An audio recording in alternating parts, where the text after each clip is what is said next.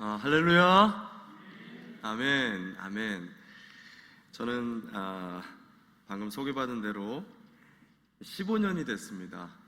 15년 전에 우리 중등부 학생들 지상교회에서 제가 사역을 맡았었는데, 지금은 그 학생들 보니까 애아빠 애엄마가 돼 있더라고요. 정말 시간이 빨리 흘렀구나. 제가 미국에 처음 유학으로 들어갈 때 우리 정재학 목사님과 또 장로님들, 또 권사님, 집사님들이 정말 많은 사랑으로 중보해 주시고 축복을 너무 많이 해주셨어요. 그래서 제가 지금 사실은 미국에서 여러분들의 기도와 그때 받았던 사랑과 축복으로 미국에서 사역을 너무 잘하고 있습니다. 너무너무 감사하고, 저는 이 교회에 들어설 때마다 아직도 제가 이 중등부실에서 사역했었던 것들을 꿈에 떠올리고요, 또 미주에서 사역할 때마다 여러분들의 사랑과 그 나눔, 또 저를 위한 그런 기도들을 지금도 계속해서 기도하고 있습니다. 너무너무 감사드리고요. 제가 15년 전이죠, 그때 미국 유학기를 떠나면서 저에게 많은 꿈이 있었습니다. 그 중에 하나가 5자녀를 갖고 싶다라는 꿈이었습니다. 왜 5자녀냐면 제 형제가 5명이었어요. 그리고 제 아내는 7남매입니다. 그래서 자식을 낳으면 5명 정도는 낳아야 되지 않을까? 기본적으로 5을 낳아야겠다라는 꿈이 있었어요. 근데 감사하게도 유학 갈 때는 2명 데리고 갔는데 지금은 6이 됐습니다. 할렐루야. 하나님께서 5을 넘어서 6까지 주셨어요. 별로 놀라시지 않는 거 보니까 여러분들의 손주들은 더 많이 갖게 될 거라고 믿습니다. 또 한 가지 꿈이 책을 쓰고 싶었던 거였습니다. 목회자라면 책을 쓰고 싶은 열망이 있는데, 감사하게도 얼마 전에 제가 책을 한 권을 냈어요. 팬데믹 기간에 제가 목회하는 교회에 정말 모든 전 세계 교회들이 어려웠었는데, 하나님 은혜로 저희 교회 같은 경우는 팬데믹 기간에 2배가 성장을 하게 됐어요. 그리고 성전을 미주에서 이렇게 갖기가 쉽지가 않은데, 팬데믹 기간에 자체 성전도 가질 수 있었던, 많은 은혜를 받았던 느헤미야서를 강의한 책이 이번에 출간이 좀 됐어요. 너무너무 감사해서 우리 성도들과 나누고 싶어가지고 이렇게 특별히 수요 예배 나오신 분들에게만 제가 여러분 드리려고 책을 좀 가지고 왔습니다. 그 책을 꼭 좀 읽어보시고 여러분의 가정과 일터 속에 느헤미야의 영성이 함께 좀 살아나는 올 한 해가 됐으면 참 좋겠습니다. 그리고 또 한 가지 꿈이 있었는데, 그것은 미주 한인 목회에 대한 꿈이었습니다. 제가 기왕 가는 거 미주에서도 좀 목회를 하고 싶다, 그 꿈을 꿨는데 하나님께서 은혜 가운데 9년 전에 저에게 개척의 꿈을 주셨어요. 근처에 있는 성도들 10분하고 개척을 했는데 9년 동안 열심히 한 끝에 지금은 100여 명이 넘는 교회에다가 아까도 말씀드렸듯이 성전까지 보유한, 미주로, 그러니까 한인으로 이야기하면 그닥 그렇게 큰 교회는 아닙니다. 근데 미주에서는 굉장히 큰 중형교회 정도는 되는 그런 교회를 또 갖게 됐어요. 제가 제 자랑을 하려고 이런 얘기를 하려고 하는 게 아니라, 15년 전에 정말 사역을 잘 할 줄도 몰랐었던 제가 꿈을 가졌어요. 근데 그 꿈을 15년이 지난 이후에 그 꿈들의 대부분을 하나님 은혜로 이루게 됐다라는 점입니다. 이게 그냥 우연이 됐을까요? 그만한 대가들을 톡톡히 지불했습니다.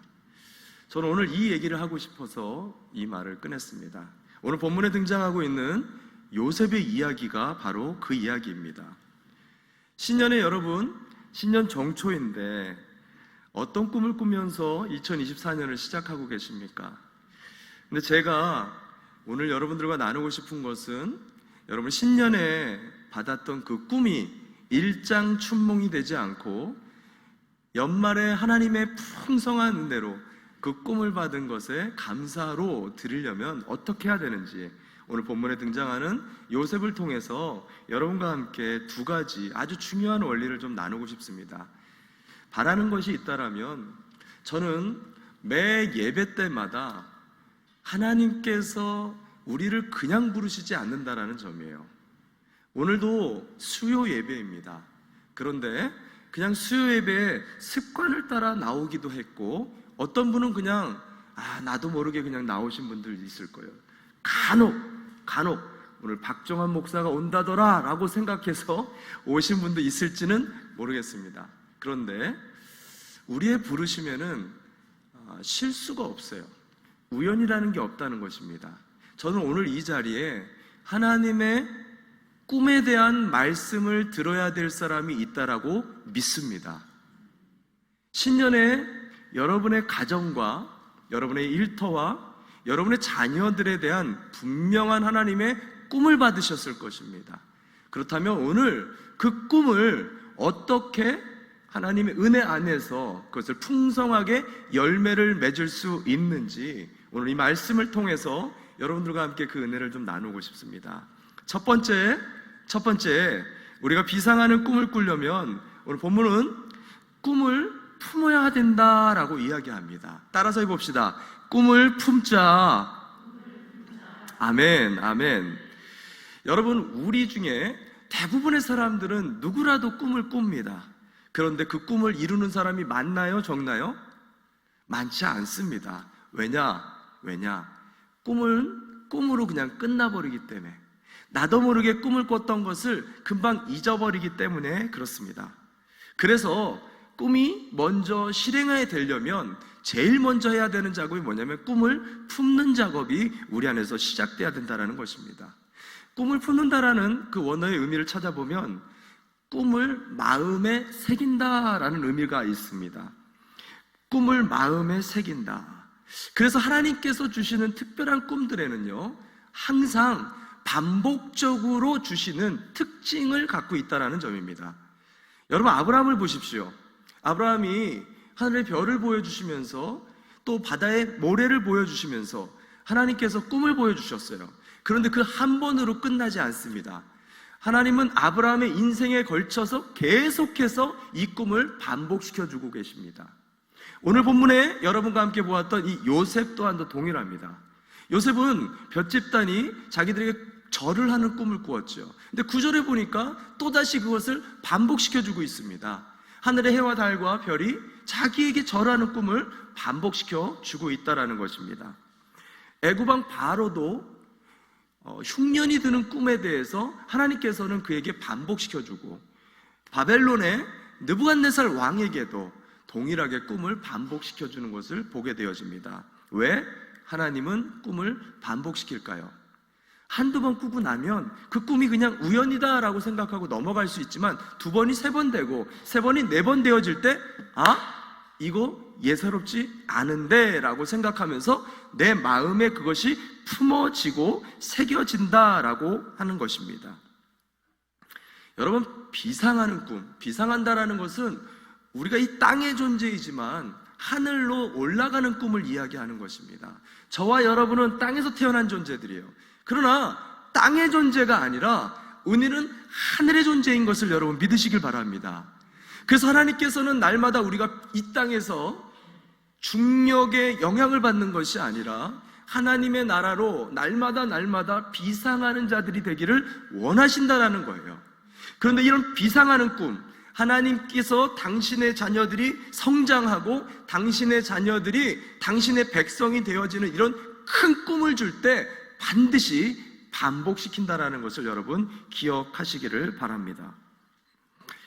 1953년 미국 예일대 졸업하는 학생들에게 앙케이트 조사를 했습니다. 졸업할 때 너의 꿈을 적어라. 근데 구체적으로 적어라. 근데 대부분의 졸업하는 학생들이 건성으로 적었습니다. 대충 적었어요. 약 3%만 자기의 꿈을 구체적으로 목표와 체계적인 구체적인 방안들을 적었습니다. 놀랍게도 약 22년 후에 그들을 추적조사했습니다. 어떤 일이 벌어졌을까요? 구체적으로 자기의 꿈을 기록했었던 그 학생들, 약 3%의 학생만이 자기의 구체적인 꿈을 실현했다라는 것을 발견하게 됐습니다. 무슨 말이냐면 꿈을 꾸기만 하는 게 아니라 그것을 품은 자, 꿈을 꾸기만 하는 자와 품은 자의 갭, 그 거리감이 있다는 것을 말해준다는 것입니다. 요셉은 오늘 이 볕 집단의 꿈을 꾸고 정확하게 약 12년 후 45장에 가면 오늘 꿨던 이 꿈을 다시 형들 앞에서 상기하는 자리가 나옵니다. 감동적인 자리예요. 왜 감동적이냐면 형들 앞에 애굽의 총리가 돼가지고 자기가 12년 전에 꿨었던 꿈을 형들에게 설명해 줍니다. 그런데 그 장면에 토시 하나 틀리지 않았어요. 자기가 12년 전에 꿨었던 그 꿈이 12년이 지났는데도 불구하고 고스란히 머릿속에 기억에 남아있었던 것입니다. 이게 무슨 말을 하고 있는 거냐면 그는 어떤 우여곡절 끝에서도 어디로 가든지 자기가 받았었던 꿈을 잊어버리지 않았다라는 것을 성경이 우리에게 이야기해주고 있다라는 것입니다. 여러분, 이런 사람들이 비상하는 꿈을 이루는 주인공이 될 수 있다라는 거예요. 왜냐하면 이런 꿈을 마음에 품은 사람들, 마음에 새기고 그걸 날마다 상상하는 사람들에게는 하나님께서 주시는 초월적인 몇 가지 능력과 힘이 나타나기 때문에 그렇다라는 것입니다. 그 중에 하나가 뭐냐면 나이를 초월하게 된다라는 것입니다. 나이를 초월하게 된다. 여러분, 꿈을 가진 사람들이요, 가장 많이 핑계를 대는 것 중에 하나가 뭐냐면 바로 나이의 문제입니다. 많은 청년들에게 큰 꿈들을, 비전을 줍니다. 그러면 이 청년들이 하는 말의 대부분이 아유 목사님, 저는 너무 어려요, 저는 가진 것도 없어요, 저는 능력도 없어요 라고 자기의 나이를 핑계대곤 합니다. 연세가 드신 분들에게 말합니다. 꿈을 꾸십시오. 비전을 가지십시오. 지금은 100세 시대입니다. 그렇게 아무리 이야기를 해도 이분들은 아유 목사님, 이제 그냥 죽을 날만 바라봐야지요, 제 나이가 지금 몇 갠데 하면서 자기의 나이를 핑계대고 있다는 것입니다. 그런데 성경은 전혀 그렇지 않은 것을 우리에게 설명해 줍니다. 여러분, 성경에 갈렙과 여호수아가 하나님께 원대한 꿈을 받게 됩니다. 약속의 땅에 대한 꿈이었어요. 그때 그들의 나이가 몇이었냐? 성경은 나이를 기록하고 있어요. 왜 그랬느냐? 꿈은 나이와 상관이 없다는 것을 보여주고 있다는 것입니다. 무려 그의 나이가 85세였다라고 우리에게 가르쳐주고 있다는 거예요. 모세 또한도 보십시오. 미디안의 광야에서 그냥 양치는 목동으로 늙은 노인으로 80세에 그렇게 인생을 저물 때에 그를 이스라엘의 영도자의 꿈을 주십니다. 나이를 밝혀요. 여러분, 다니엘을 보십시오. 요셉을 보십시오. 여러분, 다윗을 보십시오. 하나같이 이들은 10대 청소년의 어떠한 것도 도전할 수가 없는 연약한 나이에 하나님의 큰 꿈을 받게 되었다라고 성경이 우리에게 말해주고 있다는 거예요. 여러분, 오늘 이 자리에 어떤 꿈을 받으셨습니까? 신년에 여러분은 어떤 꿈을 꾸고 계십니까? 그게 무슨 꿈이든지 여러분 나이를 핑계대지 마십시오. 여러분의 심령 안에 주셨던 부푼 꿈이 있다라면, 그 꿈이 하나님께서 주신 꿈이라면 하나님은 여러분의 나이를 초월하게 해주실 것을 믿으시기 바랍니다. 아멘. 또 한 가지 꿈을 가진 사람에게는 한계를 초월하는 능력이 생긴다라는 것입니다. 우리는 각가지 꿈을 가질 때마다 리밋이 있습니다. 나이뿐만이 아니라 가진 재산, 경험, 또한 내가 가진 달란트나 스킬, 여러 가지 부분에 있어서 나의 한계점을 가지고 있어서 나는 갑자기 모태신앙이 돼버려요. 이것도 못해, 저것도 못해, 자꾸만 모태신앙이 돼버립니다. 그런데 여러분, 성경을 보면 꿈을 가진 사람은 한계가 없습니다. 언리미심의 사람이 된다는 거예요. 아브라함을 보십시오. 여러분, 아브라함은 꿈을 받았을 때 그의 나이가 75세였어요. 근데 그가 언제 아이를 출산하죠? 언제 출산해요? 99세. 여러분, 말이 안 되는, 경수가 이미 말랐다라는 거예요. 여러분, 하나님이 꿈을 주시면 99세에도 아이를 낳을 수 있는 것을 믿으십니까? 아멘한 분에게는 아이의 축복이 있을 줄 믿습니다. 아멘. 여러분에게 없으면 여러분의 자녀들에게 있기를 축원합니다. 아멘, 아멘. 여러분, 여호수아는 아말렉과의 전쟁에서 시간이 더 필요했어요. 그랬더니 어떤 기도를 합니까? 아말렉을 완전히 징벌하는 꿈을 꾸었습니다. 그랬더니 그가 태양아 멈춰라. 여러분, 이게 얼마나 말이 안 되는 이 말입니까? 전체 우주를 멈춰버리는 거예요. 있을 수가 없는 거지요. 여러분, 히스기야를 보십시오. 히스기야에게는 꿈이 있었습니다. 민족을 제대로 잘 개혁하고자 하는. 그런데 너무나 병이 들어서 빨리 죽게 된 거예요. 그때 하나님 앞에 열망하고, 하나님 조금만 더 나에게 생명을 연장해 주십시오 했더니 어떻게 됩니까? 나이가, 생명이 연장되어졌다라고 성경은 이야기를 하고 있다는 것입니다. 여러분, 꿈을 가진 사람은 언리미시의 사람이 되는 것을 여러분 믿으시길 바랍니다. 아멘. 뿐만 아니라 꿈을 마음에 새기고 있는 사람에게 하나님이 주시는 세 번째 능력은 과거를 초월하게 만들어준다라는 점입니다. 과거를 초월하게 한다. 여러분, 우리 인간은요, 끊임없이 과거에 영향을 받는 사람들이에요. 그래서 여러분, 오늘 이 예배를 나올 때에도요, 여러분이 오늘 하루 종일 너무나 피곤하게 일을 하신 분이 있다라면 혹 여러분들 중에 이 시간이 곤비해지는 분들도 계실 거예요. 눈이 점점 무거워질 수 있습니다. 왜? 과거에 너무 피곤했기 때문에. 반면 오늘 하루 종일 잠을 자고 왔어요. 그래서 너무 상쾌합니다. 그러면 여기 앉아서 성령을 받으실 수 있는 분이 있을 줄 믿습니다. 왜? 우리는 모두 다 이전의 과거에 영향을 받는 존재이기 때문에 하루의 문제가 아닙니다. 내가 과거에 어떤 상처를 받았어요. 그러면 계속해서 그 상처를 준 사람과 비슷한 사람을 만날 때마다 현재의 영향을 받고 미래의 영향을 받게 된다는 거예요. 내가 사업을 하다가 어떤 실패를 했어요. 그러면 그 사업에 대한 실패의 과거의 트라우마가 계속해서 내가 앞으로 나가려고 할 때마다 나를 나가지 못하게 가로막게 된다는 거예요. 그런데 꿈을 가진 사람, 하나님으로부터 부어주시는 비상하는 꿈을 가진 사람은요, 과거의 영향을 받지 않습니다. 왜?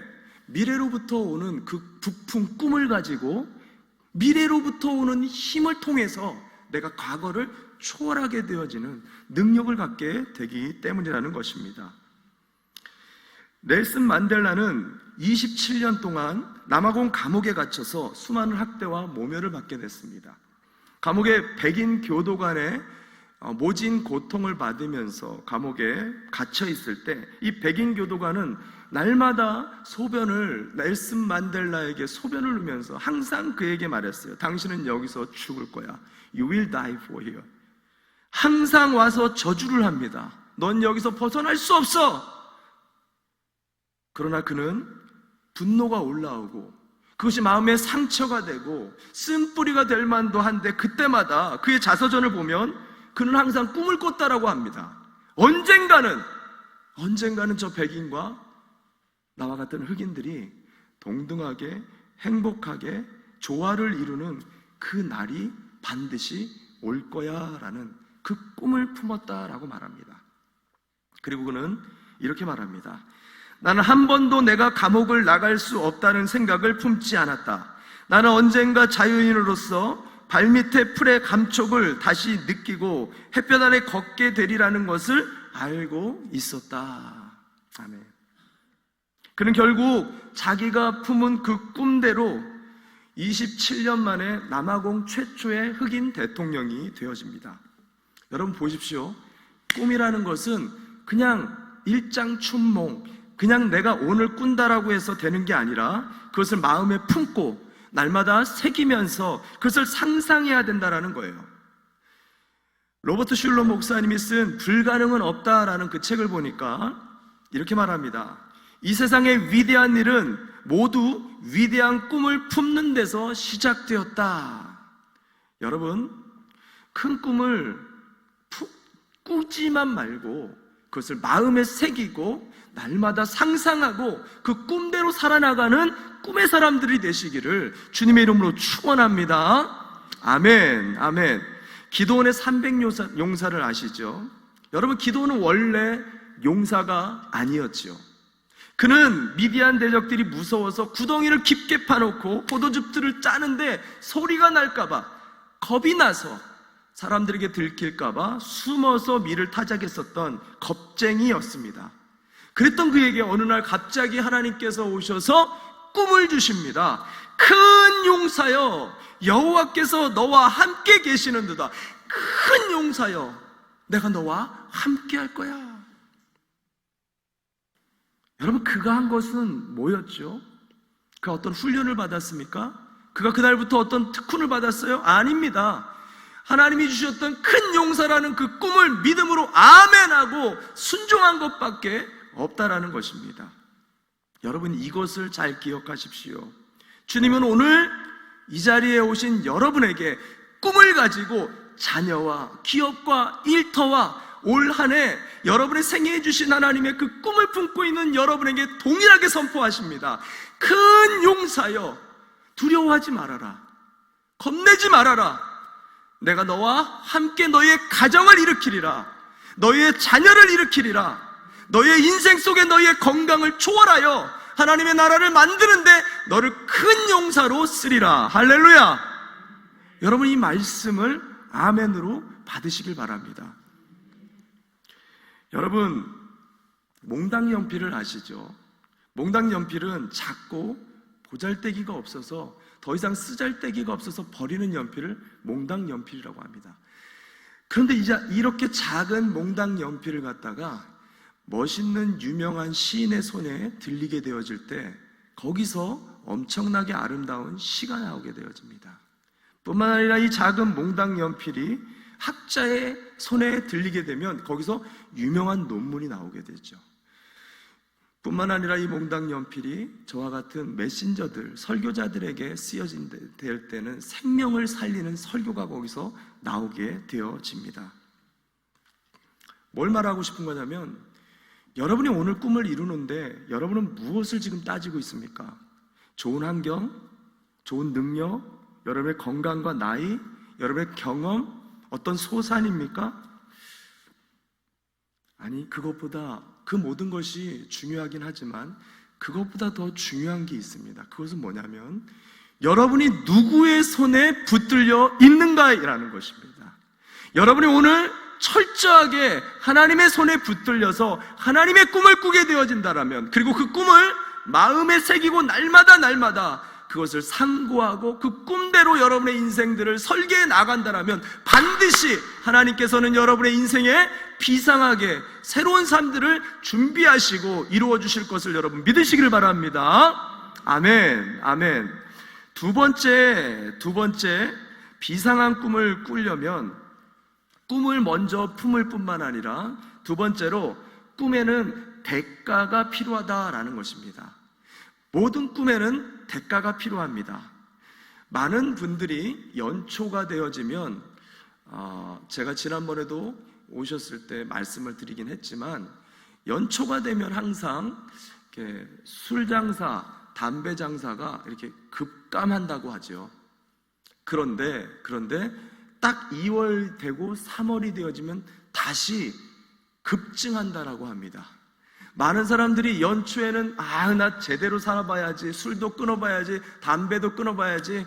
그런데 작심삼일 결국은 배로 더 많이 하게 되어지는 게 이 사람의 속성이라는 거예요.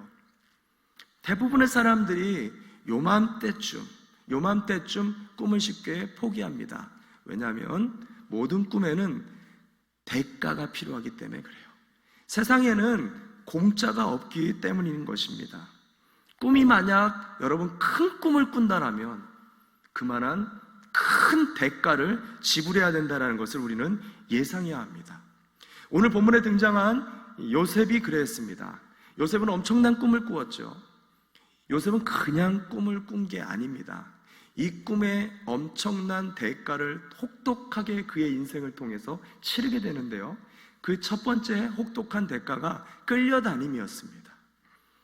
이 끌려다님은 영적으로 매우 중요한데, 여러분 요셉의 생애를 한번 살펴보십시오. 아마 여러분 다 알고 계실 거예요. 읽지는 않았지만 요셉의 인생은 끌려다님의 생애였습니다.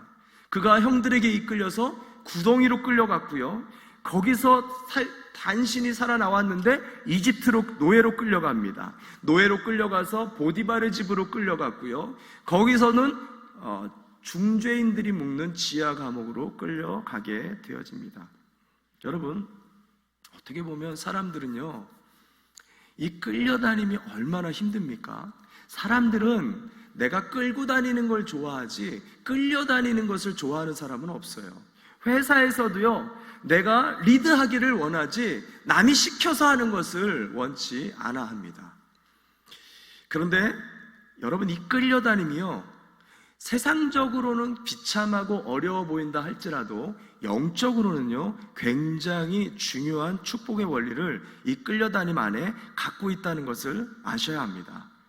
성경의 영적인 거인들이 만들어지는 그 과정을 보면은요, 여러분, 다 하나같이 끌려다님의 과정을 거치게 됐다라는 거예요. 아브라함을 보십시오. 그가 믿음의 조상으로 75세에 부름을 받았지만 그는 100세까지, 아니 이삭을 낳은 이후에까지도 계속해서 인생을 믿음의 여정으로 끌려다니게 됩니다. 여러분, 그의 아들 야곱을 보십시오. 야곱이 얼마나 많이 이리저리 끌려다녔으면 나중에 요셉과 애굽의 바로왕 앞에 있을 때 그가 너의 인생에 대해서 설명해달라고 얘기했더니 뭐라고 얘기합니까? 나는 험악한 인생을 살아왔습니다. 너무너무 비참하고 너무너무 힘들게 인생을 지금까지 이리저리 끌려다니며 살았다라는 말을 하고 있는 것입니다. 다윗과 모세 또한도 그랬어요. 편안한 왕궁에서 왕자 생활을 하면 참 좋은데 하나님은 그들을 광야로 이끌고 도피처로 이끌고 계속해서 끌고 다니는 역할들을 반평생을 경험하게 만들어 가고 있다라는 것입니다. 왜 하나님은 이와 같이 우리의 인생을 자꾸만 원치 않는 일을 하게 하시고 원치 않는 곳으로 끌고 다니느냐는 거예요. 여기에 매우 중요한 영적 원리를 예수님께서 베드로에게 말씀하신 장면이 나와요. 요한복음 21장 18절 말씀입니다. 제가 읽어드리겠습니다. 요한복음 21장 18절 제가 읽어드립니다. 내가 진실로 진실로 내게 이르노니 내가 젊어서는 스스로 띠를 띠고 원하는 곳으로 다녔거니와 늙어서는 내 팔을 벌리리니 남이 내게 띠 띄우고 원하지 아니하는 곳으로 데려가리라. 아멘, 아멘. 이게 무슨 말이냐면 베드로에게 예수님이 예언적으로 해주셨던 말씀이에요. 네가 젊었을 때는 네 멋대로, 네 인생대로, 정욕대로, 네가 원하는 대로, 가고 싶은 대로 살았겠지만 네가 성령을 받은 이후에는 네가 원하는 길로 가지 못할 거라고, 네가 원치 않는 길, 원치 않는 행위들을 하게 되어질 거라고 얘기를 합니다. 왜 그럴까요? 왜 이런 말씀을 하셨을까요? 그가 성령을 통해서 성령에 이끌리는 생활을 해야 됐기 때문에 그렇습니다. 여러분, 이것은 신약과 구약의 모든 하나님의 사람들에게 반드시 일어나는 사건이라는 것을 여러분이 기억하셔야 한다는 거예요. 우리가 내 꿈이 아니라, 내 야망이 아니라 하나님이 주신 꿈을 이루려면 반드시 여러분이 기억하셔야 될 게 뭐냐면 내가 원치 않는 일을 하게 될 거라는 거예요. 내가 원치 않는 장소나 원치 않는 직장, 원치 않는 사람이나 대적을 반드시 만나게 될 거라는 것입니다. 왜 그러냐? 우리가 그 과정을 통과하면서 이 땅에서 묻고 있었던 내 육적인 욕망과 내 육적인 정욕들이 끊어져야 되기 때문에 그렇다라는 거예요. 계속해서 우리는 이 과정을 통해서 하나님의 꿈에 다가서는 과정을 배우게 된다라는 거예요. 아니, 목사님, 내 꿈은 이런데 왜 내가 이런 일을 당해야 됩니까? 왜 내가 하나님의 저 일을 원치 않는 일을 해야 되는 것입니까? 라고 물을 수 있어요. 왜 그러냐? 이 꿈은 내 꿈이 아니라 하나님의 꿈이기 때문에 그렇다라는 점입니다. 여러분, 반드시 이것을 기억하셔야 합니다. 우리가 성령을 받았다라면 그 다음부터는 우리의 인생이 아니에요. 하나님이 주시는 그 기름 부으심 안에서 말씀을 따라 사는 성령의 인도가 시작되는 성령의 인생이라는 것을 여러분이 반드시 기억하셔야 된다는 거예요. 여러분이 만약에 신년에 들어와서 나는 이런 꿈을 꿨어요, 나는 저런 비전을 가졌어요, 그런데 내 삶이 이쪽으로 가는데 이거 어떻게 합니까? 나는 저 사람 만나기 싫은데 저 사람 때문에 어떻게 합니까? 여러분, 믿고 맡겨보세요. 여러분, 정말 기도해 보십시오. 그 상황 속에서 하나님의 인도하심을 여러분이 반드시 볼 수 있게 될 거라는 것입니다. 헨리 나우엔이라는 사람은 오늘 이 예수님의 18절의 말씀을 가지고 이렇게 정의를 내렸어요. 이것이야말로 진정한 크리스천의 리더십이다. 내가 끌려다니는 게 리더십이래요. 왜 그러냐? 우리는 이끄는 게 아니라 이끄심을 받는 사람들이기 때문에 그렇다라는 것입니다. 여러분 반드시 기억하십시오. 내 꿈이 아니라 하나님의 꿈이기 때문에 그렇다라는 거예요. 저는 미주에서 9년 전에 개척을 해서 담임 목회를 하는데, 제가 담임 목사가 되면 정말 제가 원하는 대로 다 할 수 있을 거라고 상상했습니다. 그런데 정말 하기 싫은 일 투성입니다. 정말 만나고 싶지 않은 사람들 투성이에요. 여러분 중에도 혹시 그런 분은 없을 줄 믿습니다. 아유, 목사님은 맨날 마음대로 해. 아유, 목사님은 왜 맨날 자기가 원하는 대로 해. 라고 생각하는 분이 없을 줄 믿습니다. 아멘이 별로 안 나오네요. 왜냐하면 여러분 이 자리에 서면 그걸 이해하게 돼요. 정말 내가 원하는 것을 못하고 원치 않는 일을 하게 됩니다.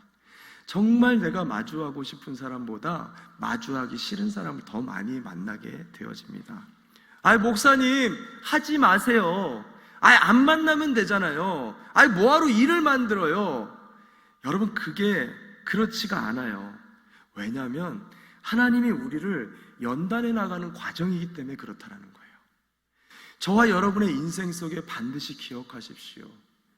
하나님의 꿈에 다가서면 다가설수록 내가 원치 않는 일, 내가 원치 않는 상황을 마주하게 될 것입니다. 악동 뮤지션을 아시죠? 찬혁, 수연의 그 그룹, 남매가 하는 악동 뮤지션이라는 그룹이 있죠. 그 아버지 지성근 선교사님에 대해서는 아마 많이 모를 겁니다. 그 선교사님 자녀들인데, 이 지성근 선교사님은 자녀들에게 어릴 때부터 꿈을 이루는 3가지 일에 대해서 설명을 했다 그래요. 그 3가지 일이 뭐냐면, 첫 번째가 하고 싶은 일이 있고, 2번째가 할 수 있는 일이 있고, 3번째가 하고 싶지 않지만 해야 하는 일이 있다. 꿈을 이루기 위해서는 이 3가지 일을 해야 된다라고 자녀들에게 가르쳤대요. 그런데 순서가 있다고 말을 합니다. 그게 뭐냐면, 네가 정말 하고 싶은 일을 하고 싶다면 지금 네가 할 수 있는 일을 해야 돼. 그리고 네가 할 수 있는 일을 하는 단계까지 오르려면 네가 하고 싶지 않지만 해야 하는 일을 끝까지 인내하고 해야 해라고 가르쳤다는 거예요. 저는 이것이 명언이라고 생각해요. 하나님의 꿈도 이와 마찬가지입니다. 우리가 하나님께 꿈을 받는다고 해서 다 이룰 수 있는 게 아니에요. 전혀 상관없는 일과 상관없는 사람들을 마주하게 될 수 있다는 것을 기억해야 돼요. 왜? 내가 하고 싶지 않지만 해야 하는 그 일을 해야 내가 하고 싶은 일을 할 수 있는 단계에 오를 수 있기 때문에 그렇다라는 것입니다. 저는 여러분이 신년에 어떤 꿈을 받았든지 간에 그 꿈을 바라보되, 지금 나는 이런 일을 하고 있어요, 목사님. 나는 지금 이런 상관없는 것들을 하고 있는데요.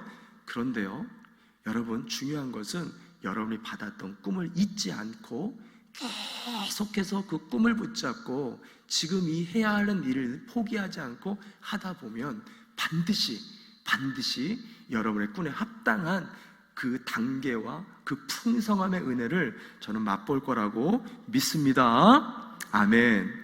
또 한 가지 꿈의 대가가 있습니다. 끌려다니는 그 꿈의 대가뿐만 아니라 또 한 가지는 꿈을 가진 사람에겐 항상 유혹과 시험이 있다라는 점입니다.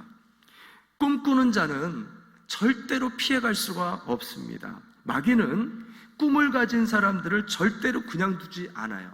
계속해서 유혹과 시험을 주죠. 요셉을 보세요. 요셉이 밑바닥 인생을 살 때는요, 마귀가 절대로 건들지 않습니다. 그런데 그런데 그가 보디발의 집에서 가장 정상에 올랐을 때, 보디발의 집의 모든 것을 자기 마음대로 할 수 있는 아주 좋은 위치에 올랐을 때, 그때 마귀가 싹 등장하지요.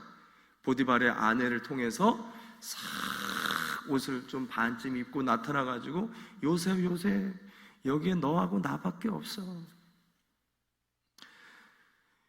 요셉에게 이 집의 모든 것을 마음대로 할 수 있는 특권을 줬어요. 그리고 요셉도 충분히 그 선을 넘어갈 수 있는 아주 중요한 유혹거리였습니다. 여러분 잘 보십시오. 마귀가 하나님의 꿈을 꾸고 그 꿈을 만들어가는 사람에게 어떤 시험을 주냐면 경계선을 흔드는 시험을 준다는 것입니다. 아주 중요한 원리예요. 태초에 인간이 하나님께 에덴 동산에 큰 꿈을 받았어요. 그때 하와에게 나타나서 마귀가 뭘 줬죠? 선악과를 따먹으라 그랬어요. 여러분, 선악과는요, 우리가 창조자와 피조물의 경계선을 긋는 것이 이 선악과였습니다. 그 경계선을 허물어버린 거예요. 마귀가 죄의 경계선을 모호하게 만들어버린 것입니다. 마귀는 지금 이 시대에도 꿈을 가진 사람들에게 경계선을 넘어가게끔 만들어요. 야, 다른 집 아내들 봐. 아내 2명, 3명 있어도 돼. 야, 다른 집 남편을 봐. 다른 남편 사귀어도 돼. 야, 오늘은 여성으로 나갔어? 내일은 남성 해도 돼. 내가 오늘 여자로 태어났지만 내일부터 난 남자로 해도 돼. 웃기는 말 같지만 저희 자녀들이 자라는 고등학교에 가보면 이런 일들이 비일비재하게 일어납니다. 오늘은 남자였다가 내일은 여자로 될 수도 있고, 내일은 여자였다가 모레는 남자가 될 수도 있어요. 그게 자연스럽습니다. 마귀가 이 마지막 시대에 나의 경계선을 흔든다는 것을 기억하십시오. 거기에 흔들리면은요, 여러분의 품은 꿈은 산산조각이 나게 되어집니다. 반드시. 요셉이 이 경계선을 흔드는 이 작업에 어떻게 대적하는지를 보십시오. 흔들리는 그 순간에 그는 무엇을 봅니까? 하나님을 봅니다. 유혹거리를 쳐다보고 있지 않고 하나님을 보면서 분명히 보디발의 아내는 여기에서 너하고 나밖에 없어. 그런데 요셉은 뭐예요? 내가 하나님 앞에 죄를 범할 수 없다라고 이야기합니다. 여러분, 우리가 홀로 있을 때에 아무도 모른다라고 생각할 때 경계선이 많이 흔들립니다. 우리의 삶이 멋대로가 돼버려요. 근데 하나님이 보고 계시다라는 것, 하나님이 오늘 나와 함께 하신다라는 것, 지금 내 삶을 지켜보고 계시다라는 것, 이것이 우리의 꿈을 이뤄나가는데 처음에 그 마음을 흔들림 없이 마지막까지 끌고 가는 하나님의 능력이 된다라는 것입니다. 많은 크리스찬들이 이 달콤한 은밀한 유혹에 넘어집니다. 그런데 요셉은 오늘 넘어지지 않고 그것을 잘 넘어갑니다. 그런데 마귀의 2번째 유혹이 시작되죠. 여러분, 이와 같이 내가 하나님의 일을 열심히 했어요. 내가 사역을 잘 열심히 마쳤습니다. 재정도 별로 받지도 않는데 열심히 사역했어요. 봉사도 열심히 했어요. 수고도 많이 했어요. 그런데 이렇게 영적인 시험이 왔습니다. 또 누군가가 나에게 대적거리를 만들었어요. 그런데도 그런 것까지 잘 참고 믿음으로 잘 이겨 넘어갔다라고 봅시다. 그러면 뭔가 하나님께 리워드가 있어야죠. 하나님, 질병이 낫는다든가 내 사업의 문이 열린다든가, 뭔가 하나님의 일을 신실하게 했으니까 내 자녀가 뭔가 좀 잘 풀려야 되는 거 아닙니까? 그런데 어떻게 됩니까? 요셉은 억울하게 이 보디발의 말을 듣고 보디발에게 감옥의 죄수로 넘김을 받게 되어집니다. 2번째 시험이 뭐냐면 억울함입니다. 여러분, 사역을 하다 보면 또는 직장 생활을 하다 보면 웬만한 거 다 잘 참습니다. 그런데 진짜 견디기 힘든 게 뭐죠? 억울한 거예요. 억울하면 잠이 오지 않아요. 미칠 것만 같습니다. 다른 거 다 참아도 이 억울한 것을 못 참아. 그래서 마귀가 자주 우리에게 써먹는 시험과 유혹이 뭐냐면 억울함이에요. 마귀는 계속해서 억울한 상황과 환경들을 만들어갑니다. 요셉을 보십시오. 요셉은 형들에게 뭔가 큰 잘못을 하지 않았어요. 그런데 형들에게 억울한 일을 당하죠. 보디발의 아내에게 억울한 일을 당하죠. 보디발에게도 억울한 일을 당하고 감옥의 죄수들에게 선대를 베풀었지만 그 죄수들에게마저 억울하게 거기서 빠져나가지 못하게 되어집니다. 이와 같은 억울함을 연속으로 받게 되어지면 보통 사람 같으면 어떻게 해요? 확 욱 하고 올라와가지고 나 안 해! 아유 나 그만하겠어요. 나 봉사 더 이상 못하겠어요. 아유 목사님 저 올해는 아닌가 봐요. 이렇게 도망쳐야죠. 그런데 성경을 보니까 요셉은 억울함이 계속해서 반복되는데요, 흔들리지가 않습니다. 기가 막혀요. 저는 이것이 비인간적으로 느껴졌어요. 이 사람 미친 사람인가? 이거 AI야? 아니 어떻게 이렇게 억울한 일을 계속 당하는데, 여러분 그런 생각 해보신 적 없습니까? 저는 요셉을 읽을 때마다 요셉이 말이 안 되잖아요. 어떻게 이걸 참아? 그런데 그가 그것을 참은 게 아니에요. 자세히 보니까 그가 그런 상황에 흔들리지 않았던 것은 흔들림 없는 하나님을 바라보고 있었던 거예요. 여러분 이것이 굉장히 중요합니다. 성경을 보니까 요셉은 딱 한 줄로 나와요. 그가 하나님과 동행했다. 감옥에서도 구덩이에서도 보디발의 집에서 억울한 일을 당할 때도 그가 하나님과 동행했다. 여러분 이것이 우리 신앙생활의 가장 중요한 핵심입니다. 인도의 빈폭력주의로 유명한 간디를 아실 것입니다. 그도 처음에는 폭력에 대해, 제국주의에 대해서 똑같이 분노하고 매우 힘들어했습니다. 그리고 똑같이 폭력으로 대응하고 싶어서 군중들을 일으키기도 했습니다. 그런데 그가 그럴 때마다 비폭력주의를 이를 악물고 견딜 수 있었던 것을 그의 자서전에서 이렇게 기록합니다. 나는 흔들릴 때마다 원수에게 왼쪽 뺨을 내주라는 예수님의 말씀을 생각했다. 우리의 마음이 하나님의 원대한 꿈을 가지고 있다라면 기억하십시오. 반드시 억울한 일을 당하게 됩니다. 반드시 견디기 힘든 일들을 당하게 돼요. 흔들릴 것입니다. 그런데 그때 우리가 하나님의 꿈을 흔들림 없이 가려면 하나님을 바라봐야 돼요. 그러면 억울함이요 꿈의 재료가 되어지는 것을 여러분 믿으시길 바랍니다. 상처 입은 사람이 상처 속에서 그 상처를 바라보면 상처 입은 사람이 돼요. 그런데 상처 속에서 주님을 바라보면 상처 입은 치유자가 되어집니다. 이것이 주님 안에 있는 놀라운 원리입니다. 자세히 보세요. 요셉이 당했었던 억울함 안에 그를 꿈의 비전으로 이끄는 재료가 다 들어있었어요. 그가 억울하게 구덩이에 빠졌기 때문에 그는 애굽이라는 그 당시 좋은 나라로 이전해 나갈 수가 있었습니다.